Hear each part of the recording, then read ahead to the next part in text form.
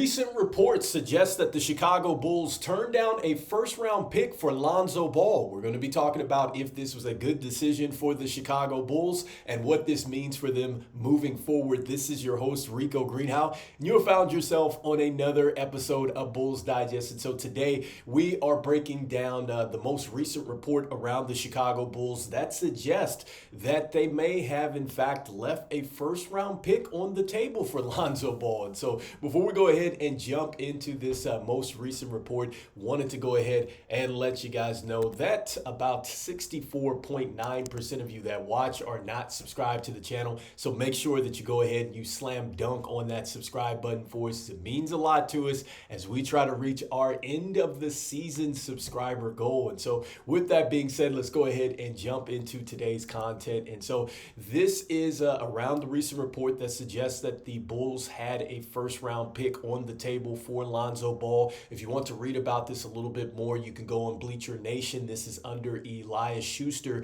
However, the report is from John Hollinger of The Athletic, who writes about this and saying that the Bulls had a chance to perhaps get a first round pick. So you would have to go over there to read some more details about that. Also, too, to be noted, another source that you could actually go out and check this out on is you could go over to Bulls Central there on YouTube. There is an interview with Darnell Mayberry, very good, talking about this same thing as well. And so, with that being said, I want to start with just the positives of Lonzo Ball before I think we just run into just the ramifications of not doing the deal here for Lonzo at the trade deadline. And so, to start there, I think that it was good to get Lonzo back on a team-friendly deal. I think when you get him at $10 million for the next 2 seasons, I think that is an absolute, steal for you as far as a team-friendly deal.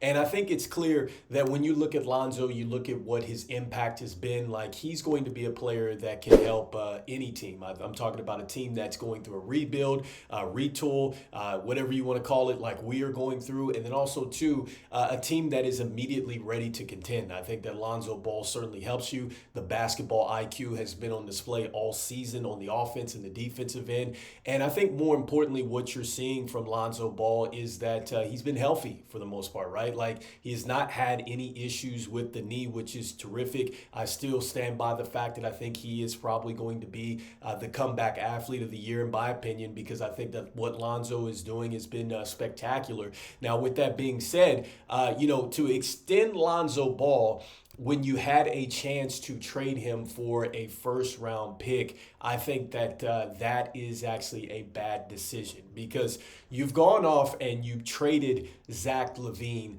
And not only did you trade Zach Lavine, but you didn't get a first-round pick back for him. You didn't get a first-round pick back for DeMar DeRozan. You didn't get a first-round pick back for Caruso. And I'm not sure how the situation is going to play out with Vooch in the summer. I definitely think that there is going to be something that happens there. Now, whether it nets you a first-round pick, I would be a little shocked about that, especially since, we are seeing that, maybe some feel like he's kind of checked out. I will tell you that he's just not the same player that he was earlier in the season. And so I wonder if that's going to kind of play into that. But also, too, he's older, and then also he's on an expiring deal, which is not bad, but still, I wonder if a team's going to want to shell out the first round pick for him, but that's another story. But with Lonzo, you had a chance to move on from yet again another piece of your, older team that you're trying to pivot from and get a first round pick back. I think that you do that. And I think what the real holdup here is when you read in this article, and if you go onto The Athletic, talking about what the Bulls were willing to take back. And apparently they were not willing to take in more money. And so when you look at that and you're not willing to take in more money, that means that you want to have your salary cap essentially freed up, which is fine. I totally understand that. I get that. But you have got to ask yourself this. If you're freeing up your salary cap, and that's the whole deal for you is to free up the salary cap, then you have to ask yourself then, Are you planning to give this amount of money to a current player that, you're looking to extend? Is that maybe the thinking here? Or are you looking to somehow, you think that you have a free agent play? Because I don't necessarily see that happening with the Bulls bringing in a marquee free agent and offering a ton of money for. I could see, I guess, if you're trying to maybe get the thing together to maybe hold on to a piece. We've talked about that with Kobe and Ayo and how that decision is going to come with the 140 rule. And then you also have Josh Giddey. So, I mean, maybe there's some of that thinking, but to get a first round pick and what you could have had out of that, you think about it, if you get a first round pick, not only do you give yourself another bite at the apple to go out and possibly get a franchise player, but you also give yourself maybe some more options as far as maybe packaging up some of the trades that, or it's not trades, but the draft picks that you have as well. Because if you think about this, you can take that and you can go and take the draft picks now and you can package them up and get, I think, a little bit higher in the draft if you want to. So say you wanted to move up, you have a couple picks that you could trade up. So these are things that you can do with this. And this is another, kind of snippet out of this where he was kind of rating, talking about John Hollinger rating, just some of the moves and things like that made at the deadline.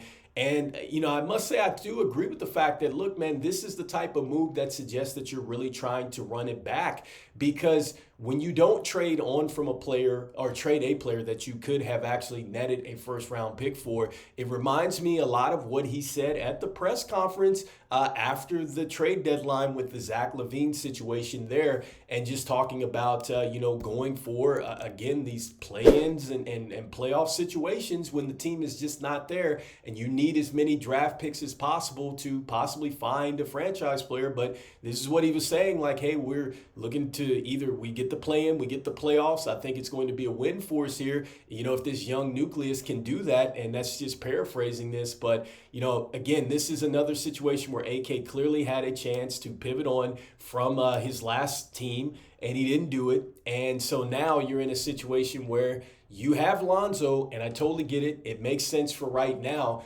But is it going to make sense later? Because I think that the first round pick, honestly, is the best investment for the long-term future for this team. And I think that, Lonzo, you're looking at it's a short window of time because, I think with that draft pick, you can do a lot more in the long run. So anyway, let me know in the comments what you think about this most recent information about the Chicago Bulls. Do you feel like, what they should have made a trade at the trade deadline, which would have netted them a first round pick, even if they would have had to take back some more money? Or do you feel like, look, you're okay with the fact that Lonzo is with the team? They didn't go out and trade for a first round pick, and you feel like it's going to be all right because we have Lonzo. I'd love to know what your thoughts are here. And so before we jump out of here, I just want to thank everybody out there for liking, sharing, and subscribing to the content. It means a lot to us here at Bulls Digest as we try to reach our humble subscriber goal by the end of the NBA season. And look, as I always say, I think it's going to come down to really executing a plan. And I think that unfortunately with this, I question, what the front office is really thinking, because I think that if you're forward thinking,